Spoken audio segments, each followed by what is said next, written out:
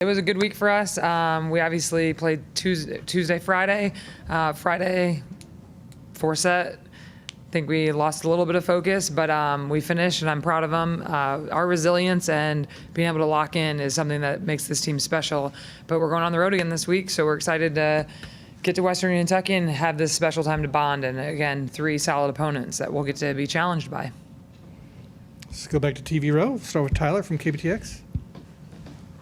Coach, how important is this road trip, knowing that this is kind of your last tune-up before conference play starts, and is this really going to be kind of a measuring stick of, where you guys are at this point in the season? This trip, just like any match, is going to be important for us because it's time spent together, but our opponents are going to be all different. I talk about that all the time. We like to play opponents that are going to be different styles, challenge us in different ways. Western Kentucky, top 25. Their offense and the system they run will be fast-paced. They're a very good team, and we're going to be at their home court. So that's going to be a challenge, getting ready for SEC play. We hit the road right when we get back. We go to Ole Miss. So this is very important and significant for us to battle on the road. And then we have Indiana to start the tournament, and then we end with Tennessee Tech. So again, 2 other opponents that are going to be very different styles, Big Ten. So the physicality will be there a little bit, but just getting us locked into executing a game plan and being able to play on the road in that environment. So it'll be good for us to go out again. Let's go over to the left side to Zach Taylor. We get a mic to you. Here we go. Bird, you guys winning 5 matches in a row now. What has been the real catalyst for that? Can you put your finger on a reason? I know there's probably a multitude of reasons why you guys have been so successful lately, but what really stands out to you? I would say I would go back to the summer when we first got this team together and we were on them during camp. It's their chemistry. So there's a steep learning curve right now because we have a lot of new pieces, and I think this is good for them to have a streak of positive outcomes, but we also need to focus on the process, and them having the relationships they have and the way they grind together is huge. So for me, it's like, get 5 in a row, let's start a new one. New clean slate, let's get 5 more in a row. So I always tell them, put this stuff in your pocket.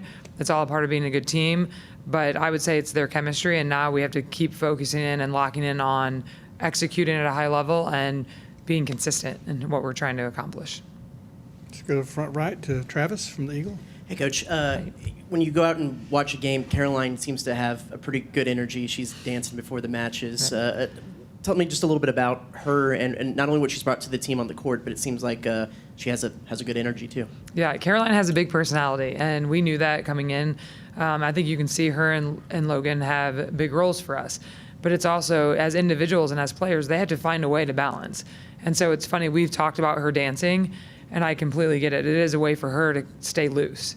Some people might say that it's like her being cocky, but she really, if you notice, she does it in tighter moments to keep herself loose. And so, but she locks in, she still acknowledges, she listens to us.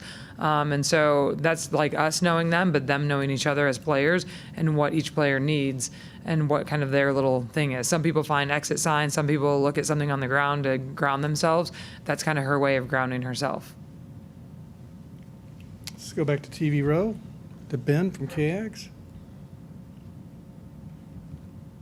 Coach, how do you feel like you guys are doing just in terms of, I guess, as you mentioned, locking in throughout the course of the match? I'm sure it can be frustrating if you're playing well throughout the match and then a quick, little lapse can kind of tighten up the set. Just how do you feel like you guys have evolved over the course of the season in that regard? Well, it's still pretty early. Obviously, even Friday, you see laps here and there. We set 2, I think we fell off. So the consistency needs to be there. And that's why we focus on it and we talk about it, how we start practice, how we're doing in the middle of practice, how we're doing at the end of the practice, how we're competing. But it's the same thing. So that's something through this preseason, and hopefully now we see another impactful change this weekend being on the road. I think they started off great because we'd focused on it after Tuesday's match. They came out, they were locked in, executed at a high level in set 1, but then it kind of, and that's age, experience, it's all those things, but this is the curve that I'm talking about with this team. A lot of new pieces. a great mix of young, old, but experience across the board. So we're meshing together in those realms. And so hopefully this weekend we can put it all together. But I do love the growth. The growth that this team has, it's been awesome, but they're just a good group also. We did the ticket poll this morning at 7:30, and you show up and it's just fun to see them. You know what I mean? So they have a good vibe about them, good energy, like Travis was just saying. So that's what I know, that growth will continue. It's just how fast can we make it the most consistent as we get into SEC play.